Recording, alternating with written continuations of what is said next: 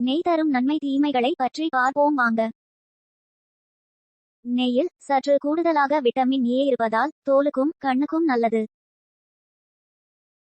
பிற மாமிச கொழுப்புகளை விட செல்களினுடைய எளிதில் ஊடுருவும் என்பதால் மருத்துவத்திலும் பயன்படுத்தப்படுகிறது. நெய் என்பது கொழுப்பு மற்றும் எண்ணெய் வகையில் வருவதால் உடலுக்கு ஆற்றல் தந்து கூடுதலாக இருப்பின் திசுக்களில் சேமித்து வைக்கப்படுகிறது. 20 கிராம் கொழுப்பு ஒரு நாளைக்கு உண்ண வேண்டும் என்ற நிலையில் அது நெய், வெண்ணெய், இறைச்சி, மீன், எண்ணெய் வித்துக்கள் என்று எதிலிருந்து வேண்டுமானாலும் பெறப்படலாம். நிர்ணயித்த அளவில் எடுத்துக் கொள்ளப்படும் போது உடல் எடை சரியாகவே இருக்கும். அதிக அளவில் எடுத்துக்கொண்டு உடல் உழைப்பும் இல்லாத நிலையில் சேமிக்கப்பட்டு எடை கூடும். இதில் உடலில் உள்ள நோய்களின் தன்மையும் கவனிக்க தகுந்தது. நெய் கால்சியம் மற்றும் அமினோ அமிலங்களின் சிறந்த ஆதாரமாகும். இதனுடன் மஞ்சள் சேரும் பொழுது இந்த ஆன்டி வைரல் கலவை எலும்புகள் மற்றும் பற்களை வலுப்படுத்தவும் அழற்சி மற்றும் உடல் எடையை குறைக்கவும் உதவியாக இருக்கும்.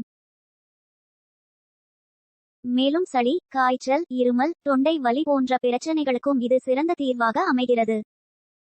செரிமானத்திற்கு நல்லது. பசும் பாலில் இருந்து எடுக்கப்படும் நெய்யில் புரதம், ஆன்டி ஆக்சிடன்ட்கள், ஆரோக்கியமான கொழுப்புகள் மற்றும் தாதுக்கள் உள்ளன.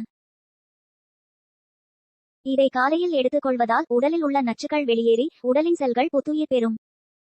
காலையில் சிறிதளவு நெய் எடுத்துக்கொள்வது செரிமான செயல்முறையின் போது ஊட்டச்சத்து உறிஞ்சுதலை மேம்படுத்த உதவுகிறது. வீட்டிலேயே வெண்ணெயை உருக்கி நெய்யாக மாறுவதுதான் சுத்தமான நெய். அந்த சுத்தமான நெய்யை சாப்பிடுவதற்கான நன்மைகளை தெரிந்து கொள்வதற்கு முன் அதனை யாரெல்லாம் எப்படி சாப்பிட வேண்டும் என்பதற்கான அடிப்படைகளை தெரிந்து கொள்ளுங்கள். இதய நோய் மற்றும் அதிக எடை இல்லாமல் இருப்பவர்கள் சுத்தமான நெய்யை சாப்பிடலாம்.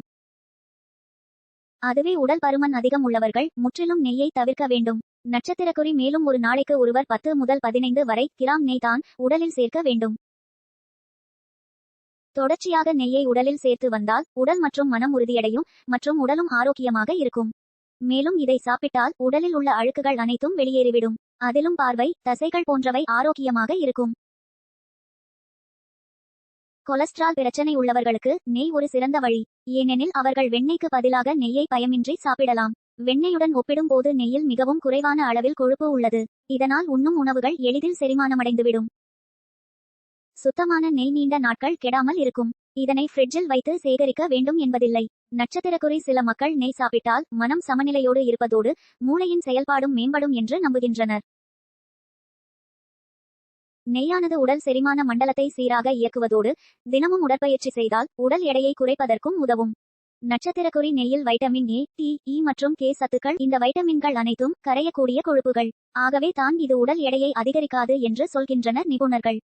சொல்லப்போனால் நெய்யில் செறிவூட்ட பெற்ற கொழுப்புகள் அதிகம் உள்ளதால் இது உடலில் வைட்டமின்களை உறிஞ்சிக் கொள்கிறது.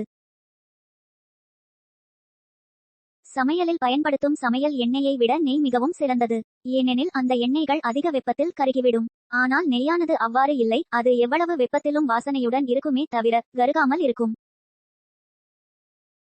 உடலுக்கு ஒரு சில கொழுப்புகளானது மிகவும் அவசியமானது. ஏனெனில் அந்த கொழுப்புகள் தான் செரிமான மண்டலத்தில் இருந்து வெளிவரும் ஆசிட், குடல் வாலை பாதிக்காமல் தடுக்கிறது. மேலும் இது நரம்பு, சருமம் மற்றும் மூளையை வலுவாக்குகிறது.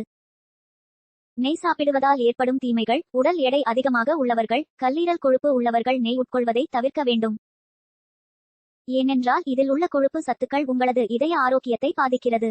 தெளிவான நெய்யில் அதிகளவு கொழுப்பு இருப்பதால் உடல் பருமனின் அபாயத்தை அதிகரிப்பதோடு உடலில் கெட்ட கொழுப்பின் அளவையும் தெளிவான நெய்யில் அதிகளவு கொழுப்பு இருப்பதால் உடல் பருமனின் அபாயத்தை அதிகரிப்பதோடு உடலில் கெட்ட கொழுப்பின் அளவையும் அதிகரிக்கிறது. இதனால் தேவையில்லாத உடல் நல பிரச்சனைகளை நீங்கள் சந்திக்க நேரிடும்.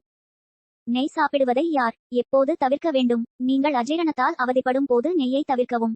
நெய்யில் கொழுப்புகள் அதிகளவில் நிறைந்திருப்பதால் வயதானவர்களுக்கு கொடுக்க வேண்டாம். ஒருவேளை அவர்கள் சாப்பிடும் பட்சத்தில் இதய கோளாறுகள் மற்றும் புற்றுநோய்க்கு வழிவகை செய்யும். எனவே எச்சரிக்கையுடன் இருக்க வேண்டும். நெய் சாப்பிடுவது மலச்சிக்கலுக்கு தீர்வு தரும் என்பதால் வயிற்றுப்போக்கு ஏற்படும் நேரங்களில் நெய் சாப்பிடுவதை தவிர்க்கவும். நெய்யில் உள்ள ஆற்றல் மிகுந்த சத்துக்கள் பல இருப்பதால் தேவையான அளவு உட்கொண்டு உடல் ஆரோக்கியத்தை பாதுகாத்து கொள்ள வேண்டும். ஆகவே மேற்கூறியவற்றையெல்லாம் நினைவில் வைத்து சுத்தமான நெய்யை வீட்டிலேயே தயாரித்து ஆரோக்கியமான வாழ்க்கையை தொடங்குங்கள். மேலும் பண்டிகைக்கு நெய்யை பயன்படுத்தும் போது சுத்தமான நெய்யை மறக்காமல் பயன்படுத்துங்கள். இதனால் எந்த ஒரு பாதிப்பும் ஏற்படாமல் இருக்கும். குறிப்பாக அளவோடு சாப்பிடுங்கள், வளமோடு வாழுங்கள். ஓகே ஃப்ரெண்ட்ஸ், இது மாதிரி சுவாரஸ்யமான தகவலுக்கு மறக்காம சேனலை சப்ஸ்கிரைப் பண்ணுங்க.